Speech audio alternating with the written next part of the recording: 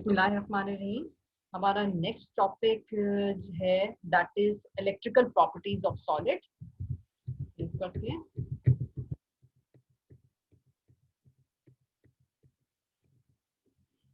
तो last lecture में हमने सॉलिड्स की 3 टाइप्स देखी थी। सॉलिड्स की 3 टाइप्स में एक क्रिस्टलाइन सॉलिड था, अमॉर्फस सॉलिड था और एक इंटरमीडिएट सॉलिड था, that was the polymer solid. Now the electrical properties of solid. Electrical properties of the solid है कि किस तरह से वो सॉलिड रिस्पॉन्स शो करेगा when electric field is applied. So it measures the ability of a solid whether it can conduct current or not. अब behaviour of the material very करता है कि वो किस तरह से कंडक्ट करते हैं। कुछ material they are very good conductors, यानी वो एफिशिएंटली इलेक्ट्रिसिटी कंडक्ट करते हैं। these materials or solids are known as metals having a conductivity that is of the order of 10 raised to the power 7 ohm per ohm meter. इसकी conductivity जो है वो सबसे ज्यादा हाई होती है, यानी हम इसमें जो मेटल्स हैं, आपको जैसे पता है कि मेटल्स में चार्ज कैरियर्स जो हैं दैट आर द इलेक्ट्रॉन्स, और वो free electron they are available and they are in abundance available in metals, so it has high value of conductivity. और द अदर एक्सट्रीम लेवल है वो solids जो बिल्कुल conduct नहीं करते and they have the conductivity in the range of 10 raised to the power -10 to 10 raised to the power -20 1 over ohm meter is the conductivity of these materials that are very low in conductivity. These materials are called the insulators. और इसके अंदर solids में would आ जाएगा, diamond आ जाएगा, etcetera. ये तमाम जो है वो इंसुलेटर्स हैं। वाइल इन मेटल्स आपका सबसे good conducting metal is copper, और बाकी अदर जितने भी मेटल्स हैं as compare to the insulator they have quite high value of conductivity. Next इसमें इंटरमीडिएट एक और सॉलिड लाई करता है according to the electrical property that is semiconductor. अब सेमीकंडक्टर के इंटरमीडिएट कंडक्टिविटी है, it is about 10 raised to the power -6 to 10 raised to the power -4 conductivity है। और इसमें silicon and germanium are the common example of semiconductors. अब semiconductors के basically जो charge carriers are responsible to carry the charge. अगर वो free charge carriers मौजूद नहीं है तो कंडक्टिविटी नहीं होगी। जैसे मेटल्स है उसमें एक pool of free charge carriers हैं, जो वैलेंस इलेक्ट्रॉन्स हैं वो वैलेंस इलेक्ट्रॉन्स कंट्रीब्यूट करते हैं इन द कंडक्टिविटी। जबकि इंसुलेटर्स में वो तमाम जो चार्जेस हैं दे आर बाउंडेड और वो फ्री टू मूव नहीं है, इसलिए उसकी कंडक्टिविटी इतनी लो है। जबकि सेमीकंडक्टर्स के अंदर टू वे है। ये कुछ टेम्परेचर डिपेंडेंट भी होते हैं सेमीकंडक्टर्स की। एट सर्टेन रूम टेम्परेचर और लो टेम्परेचर सेमीकंडक्टर्स इंसुलेटर्स के तौर पे एक्ट करते हैं, लेकिन जब आप उसको एनर्जी प्रोवाइड करते हैं तो फ्री चार्जेस अवेलेबल हो जाते हैं और they can contribute in the flow of charge और दे कैन कंडक्ट चार्ज। ठीक है। अब इस लिहाज से कि कंडक्टिविटी या इलेक्ट्रिकल प्रॉपर्टीज ऑफ सॉलिड के लिहाज से हम एक थ्योरी डिराइव करते हैं that is energy band theory. On the basis of energy band theory which is based on wave mechanical model, ये रिजॉल्व करता है प्रॉब्लम कि कौन सा मटेरियल जो है वो कंडक्ट करेगा और कौन सा मटेरियल जो है वो कंडक्ट नहीं करेगा। फॉर इंस्टेंस सबसे पहले वेव मैकेनिकल थ्योरी के लिहाज से बात की है कि एक electron in an any isolated atom they are bound to nucleus. कोई भी इलेक्ट्रॉन है वो बाउंड टू न्यूक्लियस, वो डिफरेंट शेल्स के ऊपर लाई करता है, having a distinct energy levels. उस डिस्टिंक्ट एनर्जी लेवल्स पे इलेक्ट्रॉन्स लाई करते हैं और they are large number of atoms. किसी भी सॉलिड के अंदर हम कंसीडर करें तो हर सॉलिड के अंदर नंबर ऑफ एटम्स हैं और हर एटम में, एक इंडिविजुअल एटम के अंदर नंबर ऑफ इलेक्ट्रॉन्स हैं जो कि उसकी एनर्जी लेवल्स के अंदर लाई कर रहे होते हैं। और ये एनर्जी लेवल्स के अंदर जब लाई करते हैं, अब ये एनर्जी लेवल्स हम कंसीडर करते हैं, for instance they are n number of atoms जब दे आर ब्रॉट टुगेदर, यानी एक एटम का एनर्जी लेवल जब दूसरी एनर्जी लेवल के करीब आता है तो वो स्प्लिटिंग होती है। उनकी एनर्जी लेवल्स की स्प्लिटिंग से सब शेल्स क्रिएट कर होते हैं, that are known as the states. And these states under the action of forces exerted upon each other by the atoms of the solid, ये आपके ये सब लेवल्स क्रिएट होती हैं। और इस एनर्जी लेवल्स की अभी जो क्लोजली स्पेस आपका continuous energy band system create होता है। यानी ये जब एक एटम के एनर्जी लेवल्स या एनर्जी शेल जो हैं वो एक दूसरे के साथ इंटरैक्ट करते हैं तो they split the energy level into sub levels. और इन सब लेवल की इनकी कंटिन्यूस स्प्लिटिंग की वजह से क्या होता है कि क्लोजली स्पेस आपके energy levels energy band create हो जाते हैं। और ये बैंड जो है in between these two consecutive bands एक permissible energy band होता है। There is a range of energy state which cannot be occupied by electrons। यानी एक रेंज है या उस रेंज ऑफ एनर्जी स्टेट को एक एटम के अंदर मौजूद इलेक्ट्रॉन्स ऑक्यूपाई कर सकते हैं, वहां पे लाई कर सकते हैं। In between that are the forbidden region, forbidden और द एनर्जी गैप रीजन। इन गैप्स के अंदर वो लाई नहीं कर सकते। ठीक है, तो एक डिस्क्रीट लेवल्स हैं, जब वो इंटरैक्ट करते हैं तो स्प्लिट होके सब शेल्स बन जाते हैं। तो सब शेल्स जो हैं या स्टेट्स हैं, सब लेवल्स एनर्जी लेवल्स हैं, वहां पे इलेक्ट्रॉन्स लाई कर सकते हैं। But in between that band जो आपके फॉरबिडन रीजन है वहां पे इलेक्ट्रॉन है। अच्छा, electron in the outermost shell of an atom are called the valence electron and the energy band occupying these electrons is known as the band, valence band. अब इसमें consider किया हुआ है कि वैलेंस बैंड के लिहाज से कि आपकी जो भी इलेक्ट्रॉन्स के शेल्स हैं देखिए व्हेन ये कंबाइन होते हैं तो एक बैंड फॉर्म कर रहे हैं। यानी जब स्प्लिटिंग हुई है डिफरेंट बैंड्स की, डिफरेंट एटम्स की एनर्जी लेवल्स की आपस में इंटरेक्शन की वजह से तो एनर्जी बैंड्स क्रिएट हो गया। और each energy band is separated by a forbidden energy band जिसपे इलेक्ट्रॉन लाई नहीं कर सकता। अब ये जो एनर्जी बैंड्स हैं उसमें वो कंसीडर कर रहे हैं कि आपका कौन कौन से बैंड्स एग्जिस्ट कर सकते हैं। That is the valence band, the conduction band, and in between the conduction band lies the forbidden gap or forbidden energy band. According to the different types of solids and on the basis of their conductivity हम देखते हैं कि energy bands को हम किस तरह से divide कर सकते हैं। फॉर इंस्टेंस आप ये पिक्चर देखिए, फॉर इंस्टेंट बैंड थ्योरी के लिहाज से हमने इंसुलेटर, कंडक्टर और सेमी कंडक्टर्स उनको according to the band theory draw कर लिया है। ये डिफरेंट एनर्जी लेवल्स जो आपके क्रिएट हो गए हैं, इसमें एक वैलेंस बैंड क्रिएट हो गया है, एक कंडक्शन बैंड है और इन बिटवीन एक बैंड गैप है और it is also known as the forbidden gap. For instance हम सबसे पहले एनर्जी स्टेट्स को डिफाइन कर देते हैं।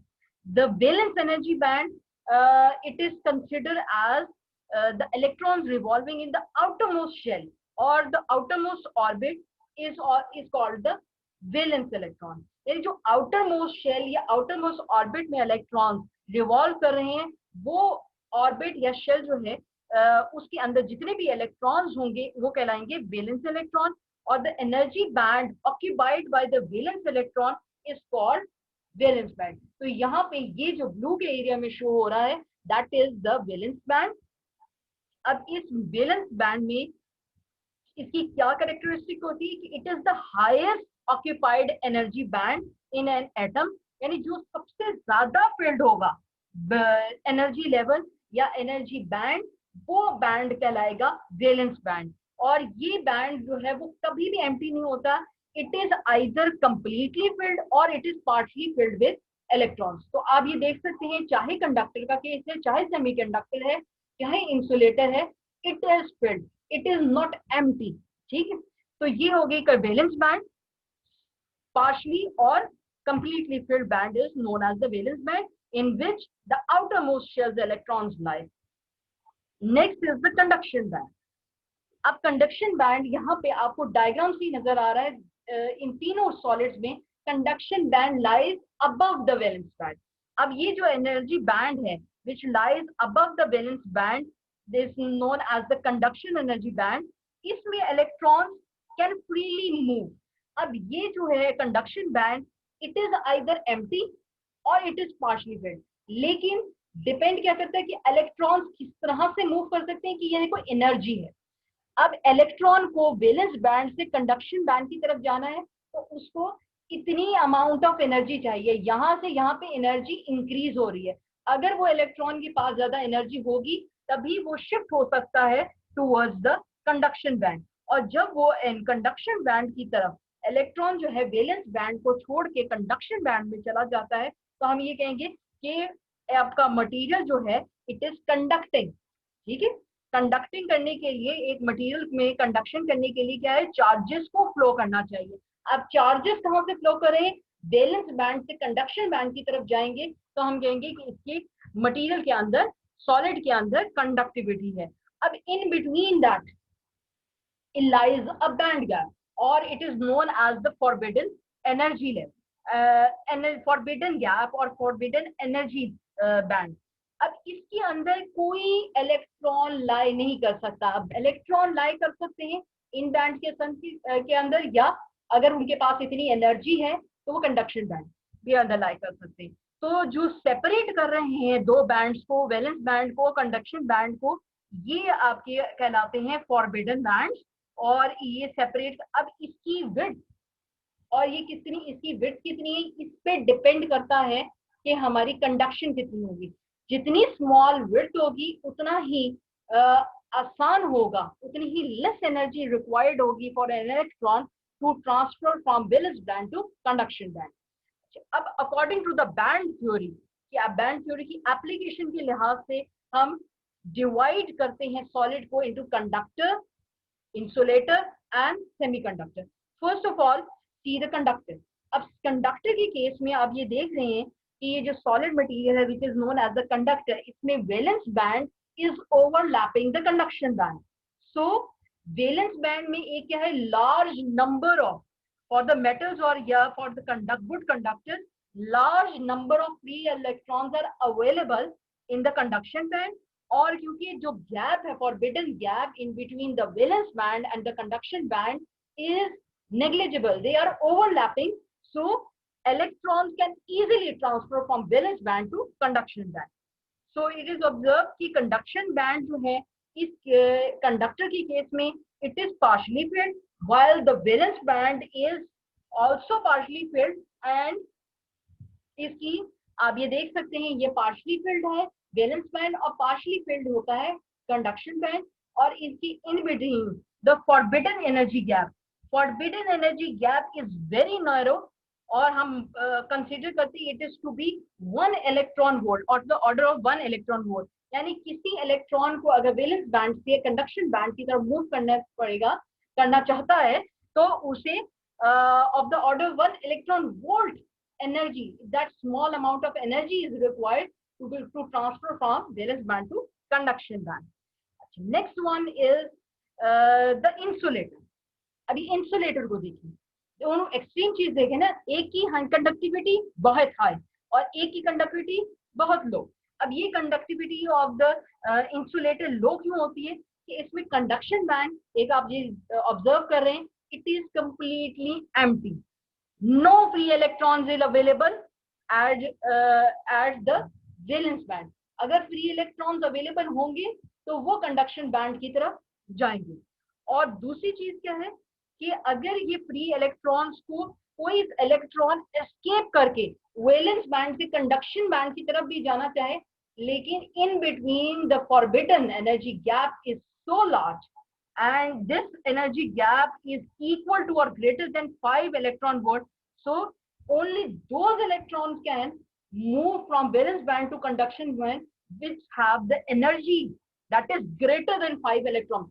so इतनी large amount of energy अगर किसी इलेक्ट्रॉन के पास है, तब वो इस large forbidden energy band gap को ओवरकम करके कंडक्शन बैंड में, तो चांसेस जो हैं वो बहुत कम होते हैं, इसलिए conductivity of the insulator is very low. ठीक है, फर्स्ट ऑफ ऑल अभी इस केस आप देख रहे हैं, तो इसके लिहाज से आपका जो वैलेंस बैंड है वो हमेशा कंप्लीटली फिल्ड रहता है, जबकि कंडक्शन बैंड कंप्लीटली एम्प्टी नजर आ रहा है। Now the intermediate, The intermediate solid whose conductivity lies intermediate between the conductor and the insulator. Conductor having a very good conductivity and the insulator having very low conductivity. अब ये जो semi conductor है, semi conductors में आप ये देख सकते हैं कि बैंड गैप, जो बैंड गैप है उसकी वैल्यू, उसका जो डिस्टेंस है, उसकी विड्थ है, it is considerably narrow as compared to the insulator but large as compared to the conductor. So its conductivity lies between the conductor and insulator. वो आपको डिफरेंस उसका नैरो एनर्जी बैंड गैप से ही नजर आ रहा है. लेकिन energy band gap इसमें जो आ रहा है कि अब हम कंसीडर कर रहे हैं द सबसे ज्यादा best example of semiconductor is the silicon and the germanium. अब सिलिकॉन एंड जर्मेनियम जो है वो किस ग्रुप में लाई करते हैं? वो फोर्थ ग्रुप के अंदर लाई करते हैं और उनकी आउटर मोस्ट शेल के अंदर 4 इलेक्ट्रॉन्स होते हैं जो कि दूसरे एटम्स ऑफ द इलेक्ट्रॉन के साथ बॉन्डेड होते हैं, यानी कंप्लीट अपना शेल कर रहे होते हैं due to the covalent bonding. अब ये कम्युनिकेशन की वजह से वैलेंस बैंड जो होता है that is completely filled.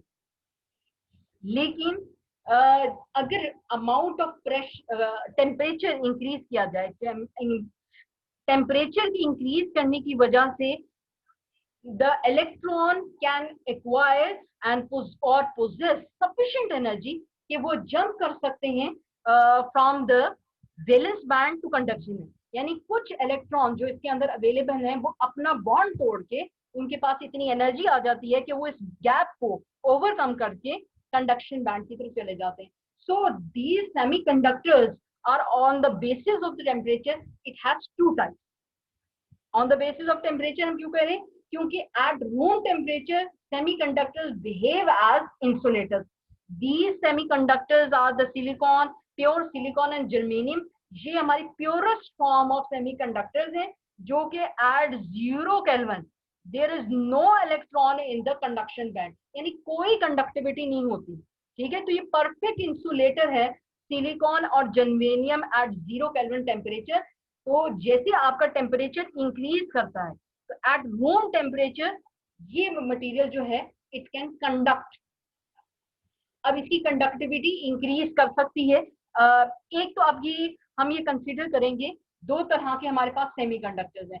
First of all एक प्योर फॉर्म में सेमीकंडक्टर है जो कि 0 केल्विन टेम्परेचर के ऊपर कंडक्ट नहीं करता, इट इज परफेक्टली इंसुलेटर. लेकिन जब टेम्परेचर राइज करता है एट सर्टेन रूम टेम्परेचर कुछ इलेक्ट्रॉन्स के पास इतनी एनर्जी हो जाती है, सफिशिएंट एनर्जी पोजेस करते हैं कि वो मूव कर सके from the conduction valence band to the conduction. Now let's see the 2 types of the semiconductor. Now the 2 types of semiconductors are intrinsic semiconductors and the extrinsic semiconductors. So first of all, intrinsic semiconductors are the purest form of the semiconductor. यानी आपने इसमें कोई impurity add नहीं की. Silicon, pure silicon and germanium are intrinsic semiconductors. और इन semiconductors के अंदर ये आपके जो atoms हैं, they are bonded, completely bonded with the left. अब यहाँ से आप देख सकते हो कि शेयरिंग हो रही है कि इस सिलिकॉन को कंसीडर करो इसके 4 एटम से. अब ये हम कंसीडर अगर करें इस तरह से केस में आप देखते हैं कि आप ये देखो तो ये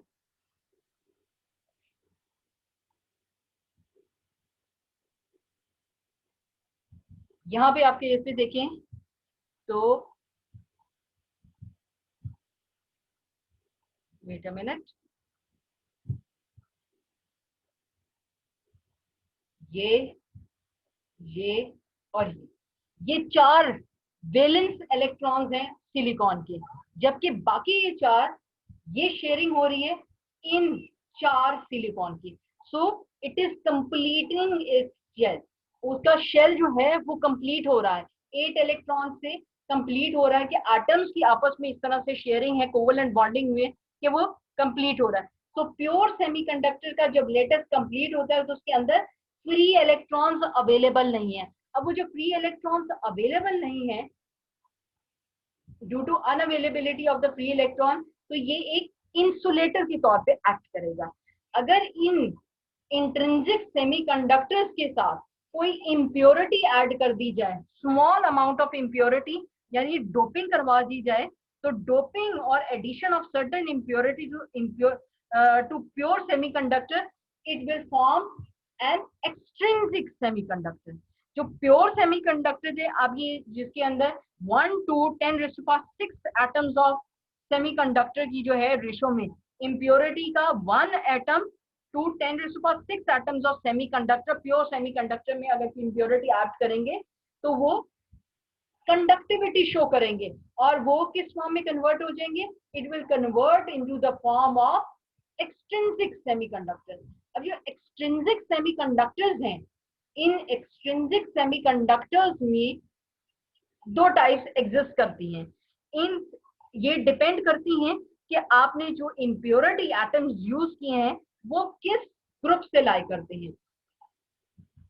फर्स्ट ऑफ ऑल, अगर हम डोपिंग करवा रहे हैं, हम कंसीडर करते हैं डिफरेंट टाइप्स ऑफ डोपिंग। इसमें हमारी यहाँ कंसीडर किया हुआ है A and B. The figure आप शो हो रही है इसमें, figure A illustrate silicon crystal letters doped with pentavalent impurity such as phosphorus, यानी फिफ्थ ग्रुप के किसी भी एलिमेंट के साथ लाइक फॉस्फोरस की डोपिंग करवा दी गई विद द सिलिकॉन। अब सिलिकॉन के पास कितने इलेक्ट्रॉन्स हैं? 4। फॉस्फोरस के पास कितने इलेक्ट्रॉन्स हैं? 5।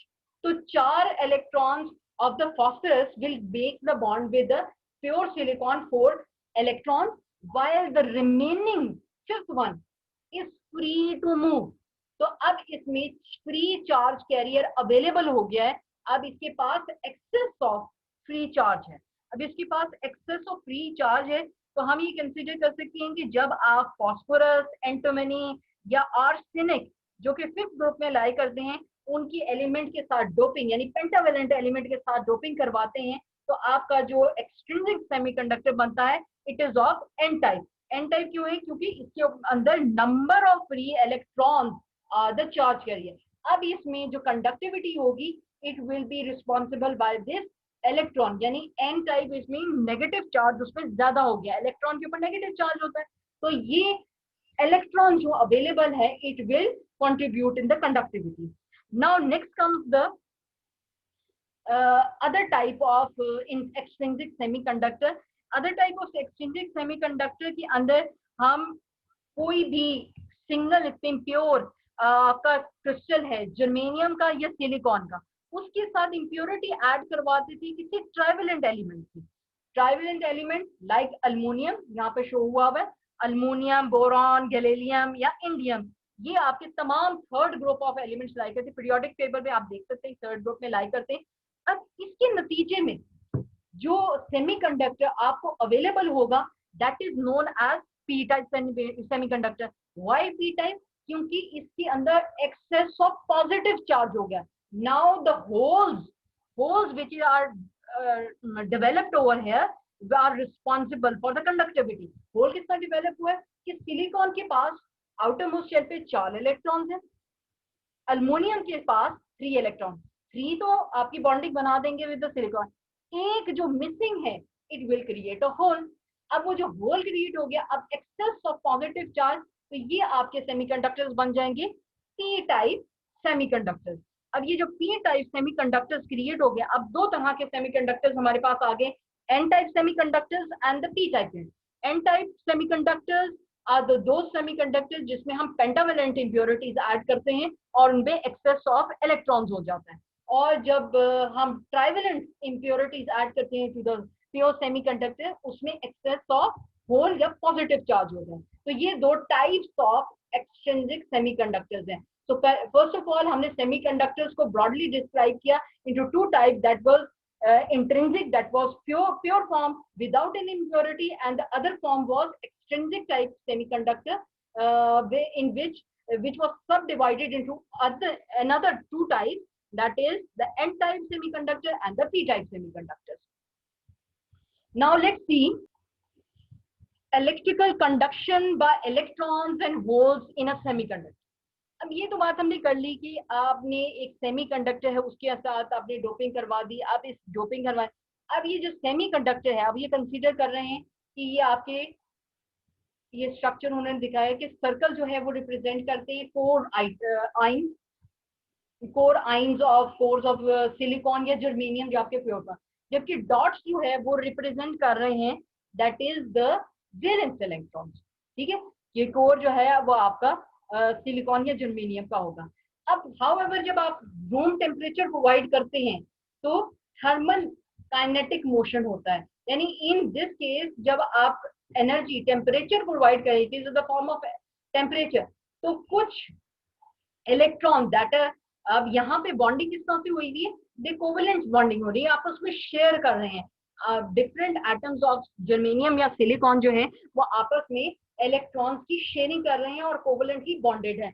अब जब इलेक्ट्रॉन को हम ये पूरा जो सॉलिड है उसको टेम्परेचर इंक्रीज करते हैं, अब due to increase in temperature आपका जो थर्मल काइनेटिक एनर्जी है, अगर at room temperature they have thermal kinetic motion, और ये इतना स्ट्रांग होता है कि they can break the covalent bond. अब जब वो ब्रेक, अब for whatever the reason हम ये कितना टेम्परेचर हम ये कंसिडर करते हैं तो आपने टेम्परेचर इतना इंक्रीज हुआ या एक टेम्परेचर रीच आया कि उसने अपने कोवेलेंट बॉन्ड तोड़ दिया, अब उसमें से एक इलेक्ट्रॉन अगर हम कंसिडर करते हैं वो फ्री हो गया, अब वो फ्री होके वो मूव कर गया, अब यहाँ पे एक vacant space at A point create हो गई।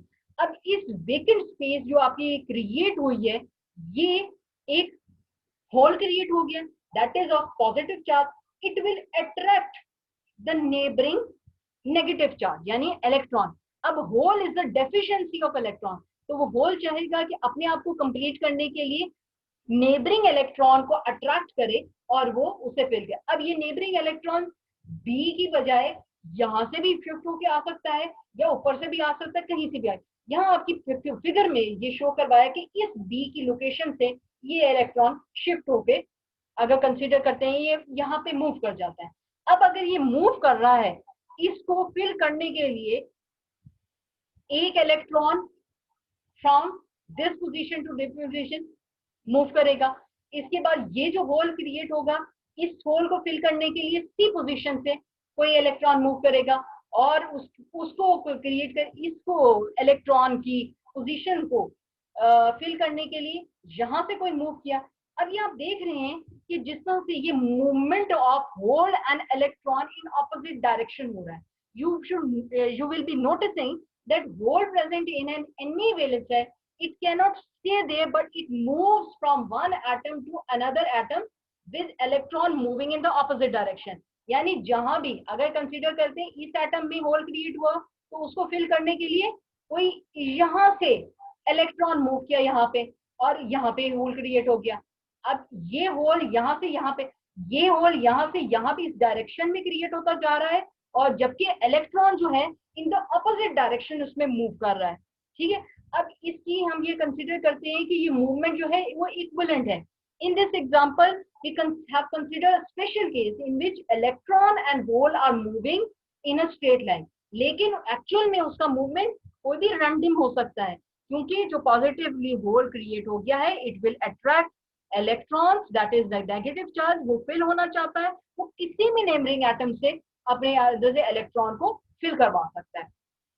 सो अब सेमीकंडक्टर्स में हम ये कंसिडर करते हैं कि जो चार्ज कैरियर्स हैं it are not the only the electrons, electrons and holes both are the two types of charge carriers। so हम किसी भी सेमीकंडक्टर में आप कंसिडर करेंगे तो सेमीकंडक्टर में दो तरह के चार्ज कैरियर होंगे जो कि कंट्रीब्यूट करेंगे in the conductivity. when a battery is connected to a semiconductor it establishes an electric field across it due to which a directed flow of electrons and holes takes place।